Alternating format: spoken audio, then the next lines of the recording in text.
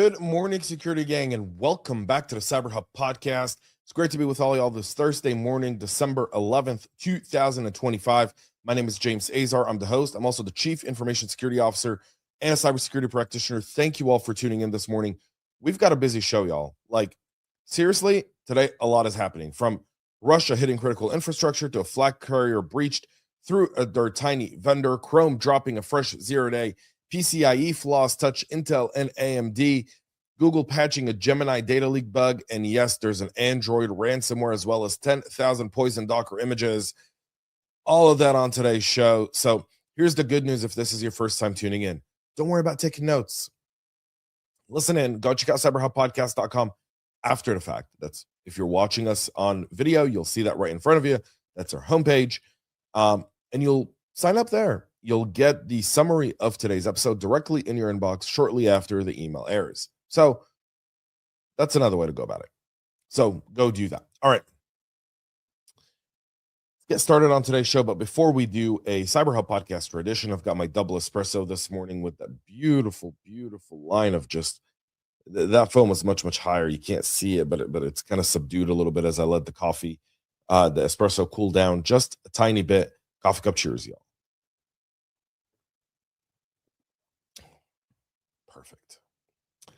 Perfect.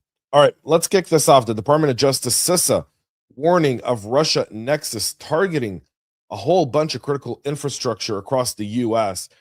This story raising a joint advisory saying Russian operators are actively probing and exploiting U.S. critical infrastructure from energy to water, wastewater, transportation, and even healthcare, leaning on living off the land types of attacks, valid accounts, and even vendor remote access type of issues there. This is coming after the launch of the Cyber Army of Russia and No Name and several other related groups. The advisory is covering the tactics the groups has used since 2022 to target the water, energy, and even food sectors across the U.S. Alongside the advisory, the Justice Department unveiled two indictments against members of the group with attacks on a water and wastewater facility in the U.S. The CISA advisory did say the group targets minimally secured internet-facing virtual network computing connections to infiltrate OT and control devices within critical infrastructure systems to execute attacks against the said systems, resulting in a varying degree of impact, including some physical damage.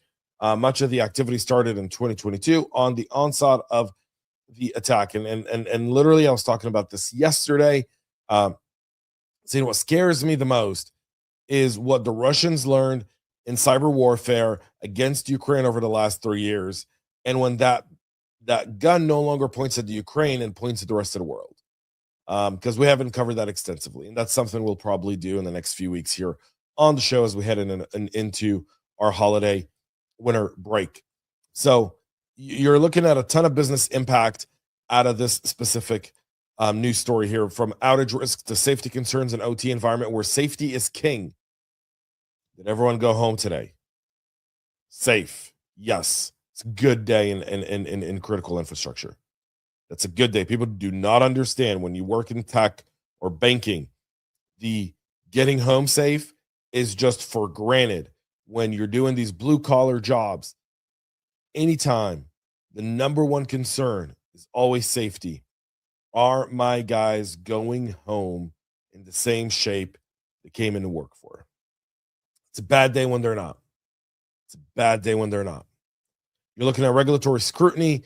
If incident reporting falls short, to mitigate this, you should be enforcing MFA on all remote access, especially vendor jump host. You should disable shared accounts. You should segregate your IT and OT if you haven't done so yet. In manufacturing, you should become micro-segmentation as well. You should put firewalls and data diodes between corporate and control networks to help limit the ability to move laterally within your network. You should hunt for abnormal admin usage accounts after hours. You should look at obfuscating your OT network and some of your legacy devices behind legacy, like one of those devices, one of those obfuscate and use like next gen data diodes. Check out a company called Cloak, Kloch. I'm on their advisory board just for the sake of all things good, but Cloak 100% will help you build that kind of resiliency against them living off the land in your environment. They're able to obfuscate the rest of your network. It's actually fantastic. And something you should definitely look at if this alert is a concern to you, especially if you're like in manufacturing and OT and you've got a lot of OT legacy equipment there, you've got OT and IT talking, it'll go a long way to do that. Okay, we'll move. Russia's flagship carrier, Aeroflot, was breached through a very little known third party. The attack was reportedly pivoted through a small vendor to compromise the Russia's Aeroflot systems, disrupting customer operations and exposing data elements handled by the supplier. The report by the independent outlet The Bell, which is designated as a foreign agent in Russia, is based on interviews with anonymous sources close to the company and involved in the incident. The breach was claimed by pro-Ukrainian attackers collective known as Silent Crow and the allied Belarusian cyber partisans. They paralyzed Aeroflot's operations, grounding more than 100 flights and stranding tens of thousands of passengers. So the center of the breach is Bakasoft, a small but largely obscure mobile development firm headquartered in Moscow. The company had worked on Aeroflot's iOS app and quality management systems. They also count several high-profile Russian enterprises among its clients, including government agencies, nickel and pedallium producer Norilsk Nickel, steelmaker Everaz, and even major retailer X5.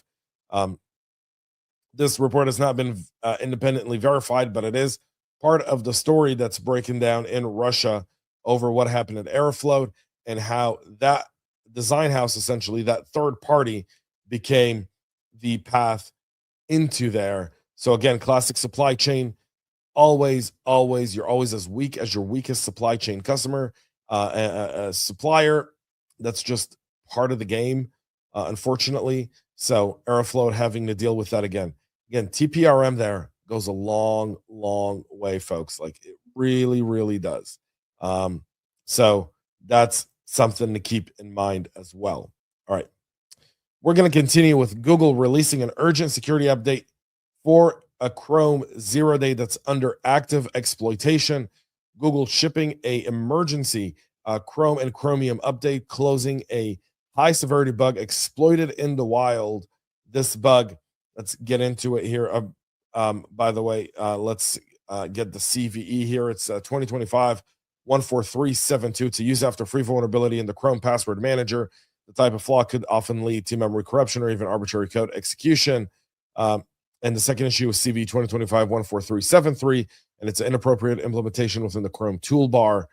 Both of those coming together create a 0-day, and then again the CVE that's undisclosed, which is under active exploitation, is 46619 has not been assigned to CVE yet, but that's the one where the technical details have not been discussed by Google, which is significant. They've never really done that before, and it just shows you that we'll probably get those technical details over the next few days, and we'll share those here once they do. Again, make sure you're updating to the latest version of this, which is version for Windows 143.0.749 or 110 for Windows and Mac. For Linux users, it's 143.0.07499 or 109. So make sure you're on those versions to make sure you're addressing it. Patch Tuesday came and went. Well, today's Thursday, but we missed some of them. They weren't ready by the time we recorded the show. We recorded the show pretty early.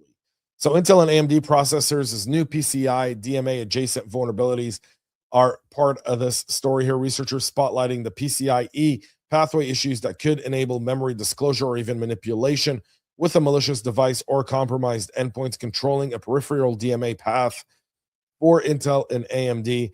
This could have an impact on high-value workstations and even servers exposed to data theft or even hypervisor compromise, where untrusted devices can attach there.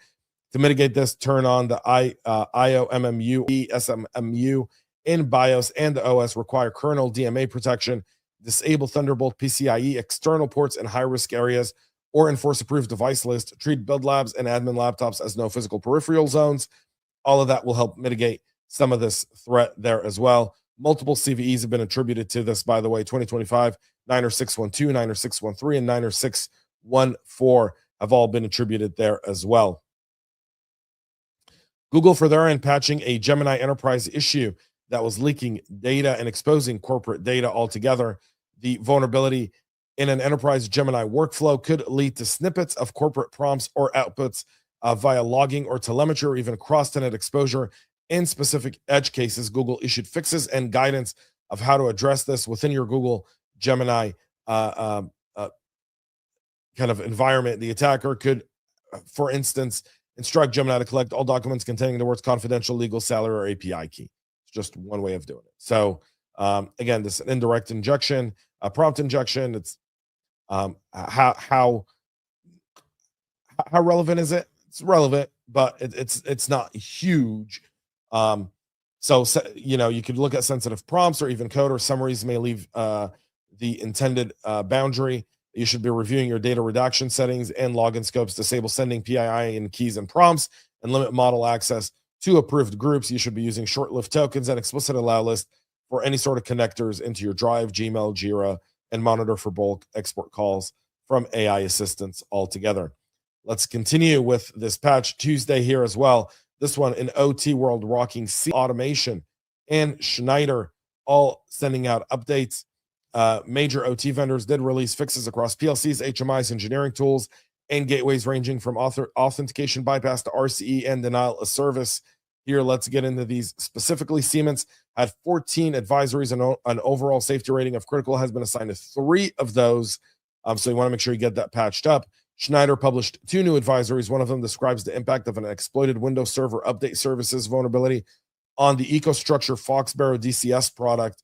The second covers the impact of the old zombie load vulnerability on the same product. Rockwell published 2 new advisories. One of them covers a high-severity denial of service issue affecting the 432ES IG3A GuardLink Ethernet IP interface. Published 1 advisory describing multiple cross-site scripting, denial of service, authentication, and information exposure vulnerabilities found in the FL Switch 2X series switches. So all of those have been picked up. Some of these have been added to CISA's KEF catalog already. So make sure you go and you get those addressed. Let's move to this DroidLock ransomware locking Android devices for payments. This is a new Android locker spreading via smishing and sideloaded APKs, seizing the device with accessibility and administrative permissions and demanding ransom on those devices. So this takes your BYOD and puts it right there front and center. This is coming from Zimporium. The malware target is targeting Spanish-speaking users, and it's distributed through malicious websites promoting fake applications that impersonate legitimate packages. They're saying the infection starts with a dropper that deceives the user and installing the secondary payload, the malware. The app then introduces the main payload through an update request and asks for device admin and accessibility service permissions, which then let them create fraudulent activities. Some of the actions it can take are wiping the device, locking it, changing the PIN, password, biometric data to prevent users from getting access to their own device. The ransomware overlays observed through a web view immediately after the corresponding command is received, instructing the victim to contact the threat actor at a Proton email address. If the user doesn't pay the ransom within 24 hours, the actor threatens to permanently destroy the files. And so it goes, BYOD. Just when you think you might be able to do that, they come and destroy it for you just like that. Let's move to this story here over to these Docker images. A scan found thousands of public images containing hard-coded secrets like cloud keys, database credentials, even SSH keys. Many are still live and pulled by your CI/CD pipelines. The secrets impacted a little over 100 organizations, among them some Fortune 500 companies and a major national bank. Docker Hub is the largest container registry where developers upload, host, share, and distribute ready-to-use Docker images that contain everything necessary to run the application. So again, single key, few keys, and many keys. 41% of them had 5+ keys. 25% had few keys, 2 to 5, and 32% had just 1 single key. Again, you can see where this is really impacting them. So you want to make sure you're addressing this in with your dev team by pulling images directly from public registries in CI, mirror and scan in your private registry. Before you do that, you should run secret scanning on images and repos, rotate in undiscovered keys, move to a vault with short TTL and auto rotation, and then require minimal base images and multi-stage builds to avoid key spillage altogether. In great news for our friends over in Israel, security companies and ecosystem reached a $4.4 billion. The year's not over yet. In 2025, in cybersecurity focused venture capital, this is according to YL Ventures, one of the leading VC firms in Israel. The $4.4 billion raised by Israeli firms this year is up 9% from 4.03 billion in 2024, and that was a year where it was predominantly war in Israel. It came from 130 funding rounds, significantly more than 89 rounds announced last year. Of the total number of investments, 71 were seed and raised nearly 680 million. 50 were Series A and B and raised nearly 920 million each. And 9 were Series C rounds and raised approximately 1.9 billion for the nation and the startup companies. Israeli VCs led 35 of these rounds. The U.S. led 44, showing the investment there by U.S. VCs. Significant funding rounds were announced this year by companies like Armis, Cato, Sierra, Dream, and Island. Some of those companies used the new capital for acquisitions as the market consolidates. So just showing you how the market is really still in push mode of new tech, obviously. And our final story for today's show, U.S. charging alleged technical assistance and infrastructure support for pro-Russian hacktivist. The 33-year-old Victoria Eduardo Dubrovnica, also known as Vika, Tori, or Sova Sonia, was arraigned on charges related to her alleged role in the no-name 057 after this year for supporting the cyber army of Russia. That's the group we talked about early on today as part of the alert on the show for critical infrastructure. The indictment reveals No Name was a state-sanctioned project partially administered by multiple state actors, as well as the Center for Study and Network Monitoring of Youth Environment back in Russia. She was extradited to the U.S. and now faces up to 27 years in jail for the car charges and up to 5 for the no-name charges, all coming together. So good luck to her in court.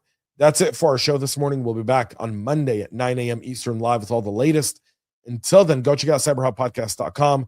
Tomorrow we'll have our summary of all of the cyber news that you missed this week in one beautiful email. Go sign up now at CyberHubPodcast.com. That's in your inbox for free.